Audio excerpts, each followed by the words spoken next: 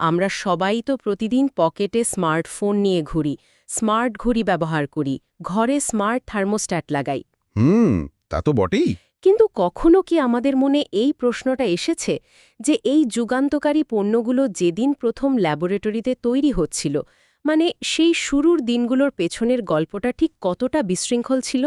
আমার মনে হয় বেশিরভাগ মানুষই সেই পেছনের গল্পটা জানে না। একদমই তাই। আর আজকে আমরা এমন এক অভিজ্ঞতার সাগরে ডুব দিতে যাচ্ছি যা আমাদের চারপাশের অনেক সফলতার গল্পকে সম্পূর্ণ নতুন করে সংজ্ঞায়িত করবে। হুম। আমাদের আজকের এই বিশদ বিশ্লেষণের কেন্দ্রবিন্দুতে রয়েছে একটি অসাধারণ বই। বইটির নাম হল লার্নিং টু বিল্ড। দারুণ একটা বই। আরে লেখক কিন্তু তিনি কোনো সাধারণ তাত্ত্বিক বা মোটিভেশনাল স্পিকার নন। না না, একেবারেই না। তিনি হলেন টনি ফ্যাডেল। হয়তো নামটা সবার খুব একটা পরিচিত নয়, কিন্তু তিনি হলেন অ্যাপেলের সেই বিখ্যাত আইপডের পেছনের মূল কারিগর। আর সেই সাথে নেস্ট ল্যাবসের প্রতিষ্ঠাতাও। রাইট। পণ্য কোম্পানি এবং একটা কার্যকর দল গঠনের টানা ৩০ বছরের একেবারে ফিল লেভেলের যে অভিজ্ঞতা, সেটা তিনি এই বইয়ে ঢেলে দিয়েছেন। আজকের এই আলোচনাটা সত্যিই দারুণ হতে যাচ্ছে, কারণ বাজারে তো স্টার্টআপ বা লিডারশিপ নিয়ে বইয়ের কোনো অভাব নেই। অভাব নেই, কিন্তু বেশিরভাগই তো ওই একই কথা বলে। ঠিক, বেশিরভাগ বইতেই দেখা যায় কিছু তাত্ত্বিক ফ্রেমওয়ার্ক অথবা ওই যে সকালে জলদি উঠুন সফল হবেন, এই টাইপের কিছু অনুপ্রেরণামূলক বলি। হ্যাঁ, মোটিভেশনাল ফ্ল্যাম। কিন্তু টনি ফ্যাডেলের লার্নিং টু বিল্ড একদম অন্য ধাঁচের একটা কাজ। এটি মূলত তাদের জন্য যারা নিজেদের হাতে নতুন কিছু তৈরি করতে চান। সেটা যে কোনো কিছুই হতে পারে। হ্যাঁ, সেটা কোনো প্রযুক্তিগত পণ্য হতে পারে, নতুন একটা ব্যবসার উদ্যোগ হতে পারে, কিংবা নিজের পেশাগত ক্যারিয়ারও হতে পারে। বুঝতে পেরেছি। এটা তাদের জন্য একটা প্র্যাকটিক্যাল বা ব্যবহারিক নির্দেশিকা, মানে সিলিকন ভ্যালির ডোররুমে বসে কিভাবে কঠিন সিদ্ধান্তগুলো নিতে হয় তার একেবারে কাঁচা এবং বাস্তব চিত্র রয়েছে এই বইতে। কোনো কর্পোরেট ফ্লাফ বা অপ্রয়োজনীয় কথা নেই। একদমই নেই। ঠিক আছে, চলুন বিষয়টা একটু খুলে দেখা যাক। টনি ফ্যাডেল আসলে এই বইটির মাধ্যমে ঠিক কোন মূল বার্তাটি দিতে চেয়েছেন?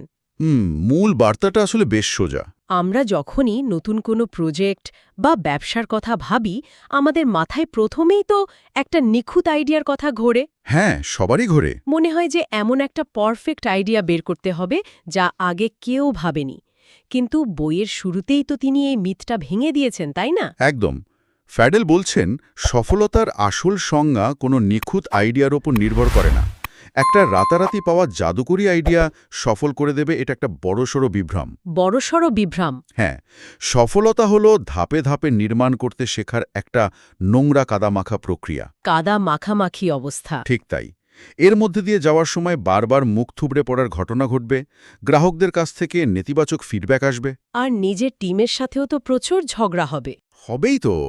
এ পুরো বিশৃঙ্খলাকে সামলে নিয়ে দিনের পর দিন চেষ্টা করে, ভুল থেকে শিখে একটু একটু করে প্রোডাক্টটাকে দাঁড় করানোর নামই হলো বিল্ডিং বা নির্মাণ। এই ব্যাপারটা আসলে বেশ ইন্টারেস্টিং, কারণ আমরা সবাই ওই চূড়ান্ত চকচকে প্রোডাক্টটা দেখি, কিন্তু পেছনের ঘামটা আর চোখে পড়ে না। কেউ দেখে না সেটা। আর এই দর্শন থেকেই তো বইটির প্রথম শিক্ষাটা আসে, সম্পূর্ণ প্রস্তুত হওয়ার আগে শুরু করে দেওয়া। Start before your ready. Right. কিন্তু আমি যদি এখানে একটু ভিন্ন মত দিই, মানে তর্কের খাতিরে যদি বলি, হ্যাঁ, বলুন।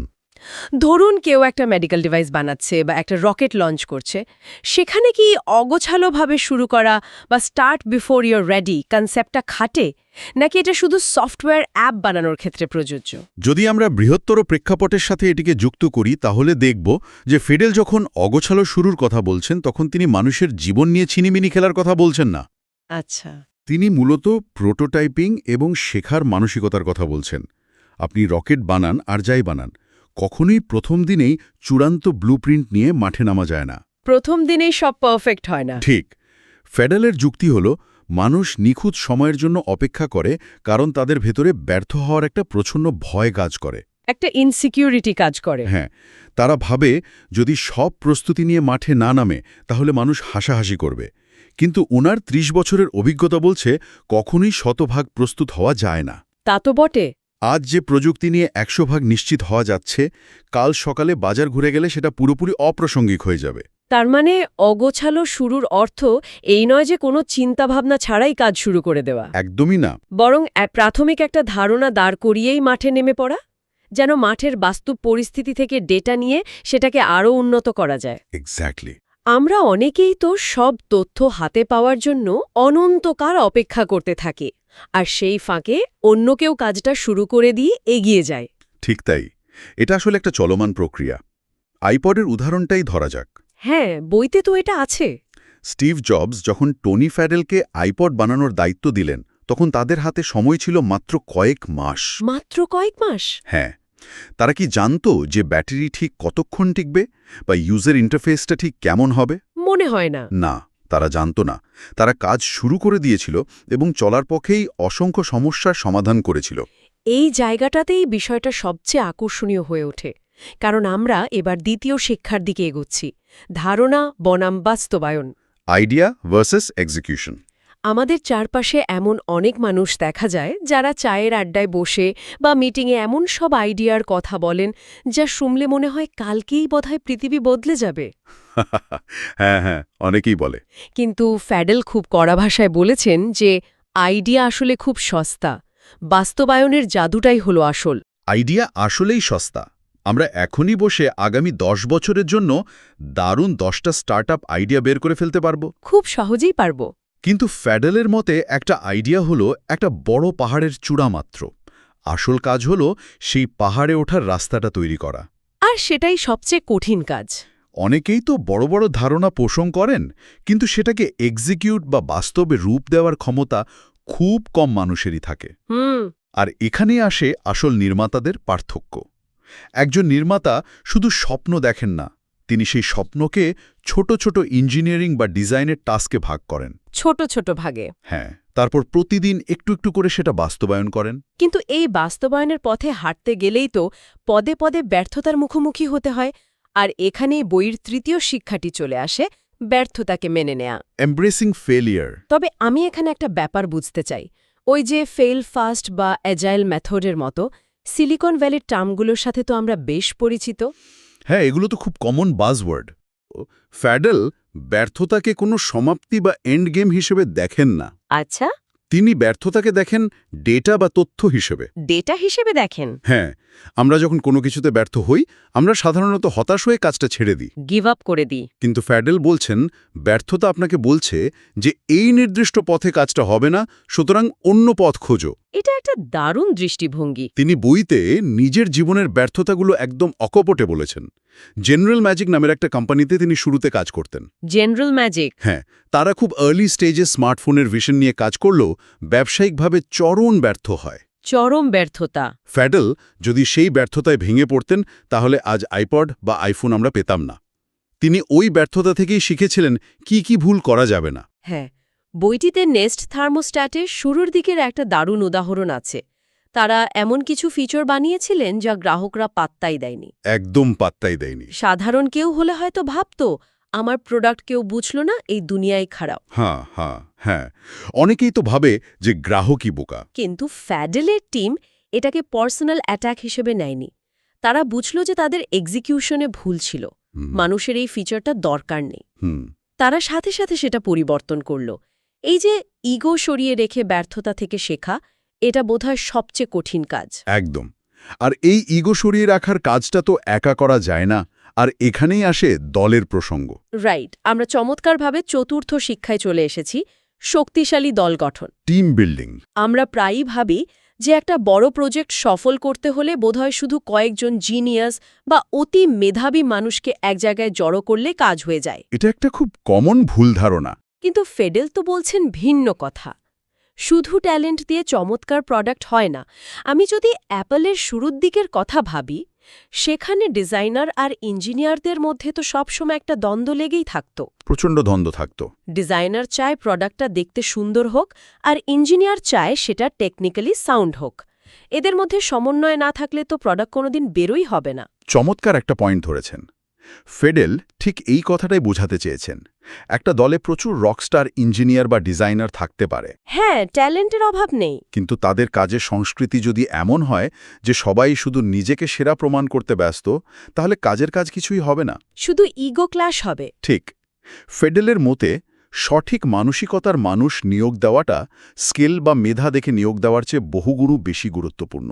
মানে কালচারাল ফিট হওয়াটা জরুরি। হ্যাঁ, এমন মানুষ খুঁজতে হবে যারা একই ভিশনে বিশ্বাস করে এবং যারা একে অপরের সাথে তর্ক করতে পারে কিন্তু দিনের শেষে একসাথে বসে কাজটা তুলে আনতে পারে। তার মানে কালচার বা কাজের সংস্কৃতি হলো সেই আঠা যা একটা টিমকে ধরে রাখে, কিন্তু এই সংস্কৃতি তো আর একদিনে তৈরি হয় না। না, একদিনে তো সম্ভব না। আর এখানেই কি পঞ্চম শিক্ষাটা যুক্ত হয়, অর্থাৎ দীর্ঘমেয়াদী চিন্তা? একদম, লং টার্ম থিঙ্কিং। আজকের এই ইনস্ট্যান্ট নুডলসের যুগে সবাই তো খুব তাড়াতাড়ি ফলাফল চায়, সবাই খোঁজে কুইক উইন্স, কিন্তু ফেডেল তো মনে হয় এর ঘোর বিরোধী। তিনি এর সম্পূর্ণ বিরোধী। ফেডেল তার অভিজ্ঞতা থেকে খুব স্পষ্টভাবে জানিয়েছেন যে সত্যিকার অর্থে অর্থবহ এবং যুগান্তকারী কিছু তৈরি করতে হলে সময় লাগে। অনেক সময় লাগে। রাতারাতি কোনো বিলিয়ন ডলার কোম্পানি তৈরি হয় না।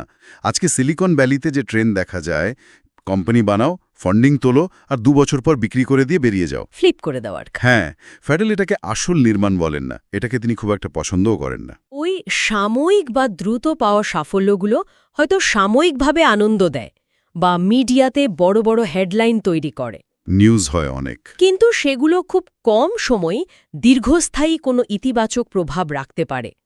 তার মানে একজন সত্যিকারের নির্মাতাকে সবসময় দীর্ঘমেয়াদী চিন্তার অধিকারী হতে হবে, তাকে ভিশনারি হতে হবে। তাকে বুঝতে হবে যে আজ যে কাজটা হচ্ছে তার আসল প্রভাব হয়তো 5 বা 10 বছর পর দেখা যাবে। আর এই পুরোটা সময় জুড়েই তাকে এবং তার টিমকে মোটিভেটেড থাকতে হবে। কিন্তু কোনো তাৎক্ষণিক সাফল্য ছাড়া এত লম্বা সময় একটা টিমকে মোটিভেটেড রাখা তো ভীষণ কঠিন কাজ। এটি একটি গুরুত্বপূর্ণ প্রশ্নের জন্ম দেয়, আর এই প্রশ্নের উত্তরই হল বইয়ের ষষ্ঠ শিক্ষা, নেতৃত্বের আসল অর্থ, লিডারশিপ। যখন একটা প্রজেক্ট শুরু হয় তখন একজন মানুষ হয়তো নিজেই নিজের সব কাজ করেন, কিন্তু যখন টিম বড় হয়, কাজের পরিধি বাড়ে, তখন তার দায়িত্ব পুরোপুরি বদলে যায়। দায়িত্ব শিফট হয়ে যায়। নেতৃত্ব মানে শুধু সিইও বা ম্যানেজারের চেয়ারে বসে নির্দেশ দেওয়া নয়। ফেডেল বলছেন একজন নেতার প্রধান কাজ হল দলের সুরক্ষা নিশ্চিত করা। এই সুরক্ষা নিশ্চিত করা বলতে ঠিক কি বোঝানো হচ্ছে? বাইরের দুনিয়া থেকে সুরক্ষা? অনেকটা সেরকমই। কর্পোরেট দুনিয়ায় অনেক রাজনীতি থাকে, উপরের লেভেল থেকে অনেক অবাস্তব চাপ আসে, ডেডলাইন নিয়ে ইনভেস্টরদের চাপ থাকে। হ্যাঁ, একজন প্রকৃত নেতার কাজ হল সেই চাপগুলোকে নিজের কাঁধে নেওয়া, যাতে তার টিমের সদস্যরা শান্তিতে তাদের প্রোডাক্ট বানানোর কাজে ফোকাস করতে পারে। একটা শিল্ডের মতো কাজ করা। ঠিক, যাকে ইংরেজিতে খুব আনঅফিশিয়াল ভাষায় বলে শিট আমব্রেলা হওয়া। Shit umbrella. হ্যাঁ, অর্থাৎ খারাপ পরিস্থিতি থেকে টিমকে বাঁচিয়ে রাখা, যেন বাইরের কোনো নেতিবাচক প্রভাব টিমের ক্রিয়েটিভিটিকে নষ্ট করতে না পারে। দারুণ একটা কনসেপ্ট। ফ্যাডেল বইতে এটাও বলেছেন যে যখন কেউ সাধারণ একজন কন্ট্রিবিউটর বা ইঞ্জিনিয়ার থেকে প্রমোশন পেয়ে ম্যানেজার হন, তখন তার জন্য মানসিকতার এই পরিবর্তনটা সবচেয়ে কঠিন হয়। ভীষণ কঠিন ট্রানজিশন এটা। কারণ আগে তার পারফরমেন্স মাপা হতো সে নিজে কতটা ভালো কোড লিখছে বা ডিজাইন করছে তার ওপর, নিজের কাজের উপর। কিন্তু ম্যানেজার হওয়ার পর তার পারফরমেন্স হলো তার টিম কতটা ভালো কাজ করছে সেটা। নেতাকে বুঝতে হয় কখন তাকে সামনে থেকে লিড দিতে হবে আর কখন তাকে চুপচাপ পেছনে দাঁড়িয়ে দলের অন্যদের আলোতে আসার সুযোগ করে দিতে হবে। আরেকটা ব্যাপার হলো কঠিন সিদ্ধান্ত নেওয়া। নেতা হিসেবে এমন অনেক সিদ্ধান্ত নিতে হবে যা হয়তো টিমের কাছে সাময়িকভাবে জনপ্রিয় হবে না। একটু উদাহরণ দিলে ভালো হয়। ধরুন, কোনো একটা ফিচারের উপর টিম 3 মাস ধরে খুব খেটে কাজ করেছে, কিন্তু শেষ মুহূর্তে এসে নেতা হিসেবে আপনাকে বলতে হবে যে না, এটা প্রোডাক্টের সাথে যাচ্ছে না, এটা বাদ দাও। এটা তো টিমের জন্য খুব হতাশাজনক হতে পারে। হতে পারে, কিন্তু এই ধরনের কঠিন সিদ্ধান্ত নেওয়া এবং টিমকে এর পেছনের যুক্তিটা বোঝানোই হলো আসল লিডারশিপ। নিজের ব্যক্তিগত অহংকারবোধ বা ইগো সরিয়ে রেখে বৃহত্তর প্রোডাক্ট বা লক্ষ্যের কথা চিন্তা করা। তাহলে এই সব কিছুর মানে কি দাঁড়ালো? আমরা টনি ফেডেলের বইয়ের একেবারে মূল নির্যাসগুলো নিয়ে এতক্ষণ আলোচনা করলাম। অনেকগুলো পয়েন্ট কভার করেছি আমরা। অগোছালোভাবে শুরু করা আইডিয়ার চেয়ে বাস্তবায়নে ফোকাস করা, ব্যর্থতাকে ডেটা হিসেবে নেওয়া, শক্তিশালী দল বানানো, দীর্ঘমেয়াদী লক্ষ্য রাখা এবং প্রকৃত নেতার ভূমিকা পালন করা। রাইট। এখন আমার প্রশ্ন হলো, এই বইটা আসলে কাদের পড়া উচিত? কেউ যদি বলে যে ভাই, আমি তো কোনো টেক স্টার্টআপের মালিক নই, আমার এই বই পড়ে কী লাভ, তাকে কি উত্তর দেওয়া যেতে পারে? আমি বলবো এই বইয়ের প্রতিটি শিক্ষা আমাদের জীবনের সব স্তরের জন্য সমানভাবে কার্যকর। সব স্তরের জন্যে? হ্যাঁ, ধরুন কেউ এখন বিশ্ববিদ্যালয়ে পড়ছে এবং সামনে নিজের পেশাগত ক্যারিয়ার শুরু করতে যাচ্ছে, তার জন্য এটা একটি অসাধারণ গাইডলাইন। কিভাবে? কারণ ক্যারিয়ার গড়ে তোলাটাও একটা বিল্ডিং প্রসেস। শুরুতেই কেউ পারফেক্ট জব পায় না। তা তো নয়। অনেক ভুল কোম্পানি, ভুল বসের আন্ডারে কাজ করে শিখতে হয়, কোথায় কোন স্কিল কাজে লাগবে সেটা বুঝতে হয়। তার মানে ওখানেও ওই start before you are ready এবং ব্যর্থতা থেকে শেখার কনসেপ্টটা কাজে লাগছে। একদম। আবার ধরুন যারা কন্টেন্ট ক্রিয়েটর বা যারা ছোটখাটো একটা বুটিক শপ চালাচ্ছেন, তাদের সবার জন্যই ফেডেলের এই দর্শনগুলো অত্যন্ত প্রয়োজনীয়। কারণ দিন শেষে আমরা সবাই কিছু না কিছু নির্মাণ করছি। ঠিক তাই, আমরা সবাই বিল্ডার। কেরিয়ার, জীবন বা সম্পর্ক সব কিছুতেই কিন্তু এই নীতিগুলো খাটে। এই বইটার সবচেয়ে বড় শক্তি বোধহয় এটা যে এখানে কোনো মেকি কথা নেই। কোনো ফ্লাফ নেই। যিনি নিজের জীবনে এত এত ওঠানামা দেখেছেন, বিলিয়ন ডলারের প্রোডাক্ট বানিয়েছেন, আবার চরম ব্যর্থতার স্বাদও পেয়েছেন, তার কথাগুলোর ওজনই আলাদা। তিনি এমন কোনো থিওরি দেননি যা বাস্তবে প্রয়োগ করা যায় না। সেটাই, যারা জীবনে সত্যি অর্থবহ কিছু তৈরি করতে চান, তাদের জন্য এই বইটা একটা মেন্টরের মতো কাজ করবে। একজন কড়া মেন্টর। হ্যাঁ, একজন ভালো মেন্টর যেমন শুধু পিঠ থাপড়ে দেয় না, ভুল করলে কড়া ভাষায় ভুলটাও ঝরিয়ে দেয়। ফেডেল এই বইতে ঠিক সেই কাজটাই করেছেন। আমরা আমাদের আজকের এই বিশদ বিশ্লেষণের একদম শেষ পর্যায়ে চলে এসেছে। সময়টা খুব দ্রুত কেটে গেল। সত্যিই তাই। পুরো আলোচনা থেকে যদি একটা চূড়ান্ত শিক্ষা বা ফাইনাল টেকঅ্যাওয়ে দিতে হয়, তাহলে সেটা কি হবে? চূড়ান্ত শিক্ষা হল নির্মাণ করা বা বিল্ডিং কোনো জন্মগত প্রতিভা নয়। এটা খুব গুরুত্বপূর্ণ পয়েন্ট। অনেকেই ভাবেন যে বড় কিছু তৈরি করার জন্য বোধহয় স্টিভ জবস বা অ্যালেন মাস্কের মতো জিনিয়াস হয়ে জন্মাতে হয়, অথবা প্রচুর সৌভাগ্যের অধিকারী হতে হয়। একটা লাক ফ্যাক্টর থাকতে হয়। কিন্তু ফেডেল তার জীবনের অভিজ্ঞতা দিয়ে প্রমাণ করে দিয়েছেন যে এই ধারণা সম্পূর্ণ ভুল। বিল্ডিং হলো এমন একটা দক্ষতা যা যে কেউ অনায়াসে শিখতে পারে, শিখে নেওয়া যায়। হ্যাঁ, এর জন্য শুধু শুরু করার সাহসটুকু লাগে, কাজের মধ্যে দিয়ে শিখতে হয়, পরিবর্তিত পরিস্থিতির সাথে নিজেকে মানিয়ে নিতে হয় এবং শত ব্যর্থতার পরেও নিজের কাজ চালিয়ে যাওয়ার অধ্যবসায় থাকতে হয়। চমৎকার বলেছেন। অর্থাৎ নির্মাণের কাজটা একটা পেশি বা মাসলের মতো। একদম, মাসল মেমোরির মতো। আমরা যত বেশি প্র্যাকটিস করব, এটা তত বেশি শক্তিশালী হবে। ঠিক। আজকের এই পুরো আলোচনা থেকে আমরা স্পষ্টভাবেই বুঝতে পারলাম যে লার্নিং টু বিল্ড আসলে শুধু একটা বইয়ের নাম নয়, এটা একটা মাইন্ডসেট বা মানসিকতা। নিখুঁত হওয়ার জন্য অনন্তকাল অপেক্ষা করা মানে হল নিজের সম্ভাবনাকে গলা টিপে হত্যা করা। 100% একমত আমি। আজকের আলোচনা শেষ করার আগে একটা গভীর প্রশ্ন সবার চিন্তার জন্য রেখে যেতে চাই। একটু ভেবে দেখার মতো বিষয়।